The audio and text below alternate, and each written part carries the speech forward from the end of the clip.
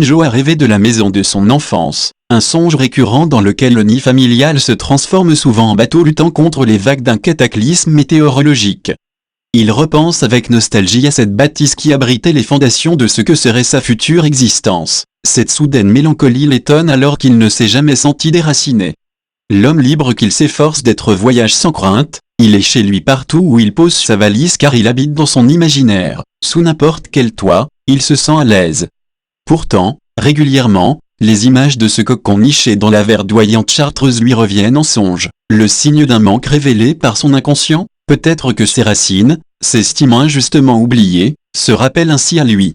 En réalité, il n'a pas oublié, il sait d'où il vient. Simplement, il peut rester loin de son pays natal sans éprouver le besoin d'y retourner. Son pays habite en lui, en quelque sorte, il y demeure en permanence et, donc, ne l'a jamais vraiment quitté. Peu importe qu'il se trouve à 30 km ou à 3000 km du berceau familial puisque celui-ci, depuis toujours, l'accompagne partout où il va. Il est inscrit dans ses gènes, c'est son patrimoine. Dans les moments pénibles que Joachim traverse, le berceau se manifeste de façon singulière et lui remue les tripes.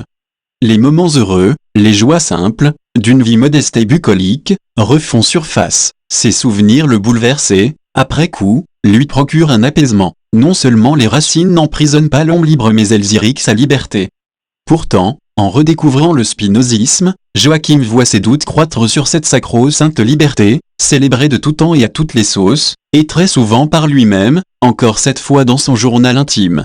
Il a encore du mal à ne pas se considérer comme un sujet libre. Il a toujours estimé que la liberté individuelle était un choix, parce qu'on peut toujours choisir la soumission ou l'insoumission, même quand on est démuni. Certains ont préféré mourir que se soumettre, mais, un peu comme si auparavant il n'avait réfléchi qu'avec son cœur, à présent sa raison trouve pertinente la pensée déterministe. Celle-ci est parvenue à le faire douter, à ébranler ses certitudes sur son libre arbitre. Lorsqu'il revenait sur son parcours, il pouvait aisément trouver comme fil conducteur une liberté farouche qu'il a parfois dû payer très cher. En se penchant à nouveau sur son itinéraire, il peut désormais tout autant déceler les différents déterminismes qui, successivement, par un enchaînement implacable, l'ont conduit là où il est aujourd'hui. Même son caractère insoumis peut s'expliquer par diverses causes, à commencer par son tempérament qu'il n'a pas choisi. C'est là qu'intervient peut-être le chaînon manquant qu'il a récemment découvert.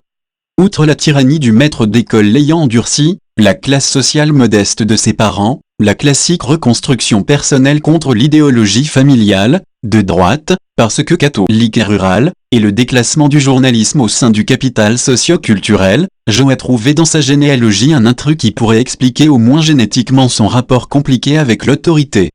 Un intrus parce que dans cette ascendance familiale composée de chrétiens pratiquants, tant du côté de son père que de sa mère, Joachim a fait la connaissance d'un grand-père maternel carrément anarchiste. Celui-ci est décédé 30 ans avant la naissance de Joachim, laissant la future mère de ce dernier orpheline à l'âge de 2 ans. Effectuant des recherches sur sa grand-mère maternelle qui venait de l'assistance publique et dont il tentait de retrouver sans grand espoir l'identité des géniteurs, Jo est tombé sur des documents militaires et des journaux d'époque révélant l'engagement pacifiste et libertaire de son grand-père Julien. Plus qu'une révélation, c'était une véritable révolution de la mémoire familiale. Également morte trop jeune, la future grand-mère de Joachim n'avait pas vu grandir sa propre fille unique, laquelle gardait vaguement le souvenir d'une femme très pieuse.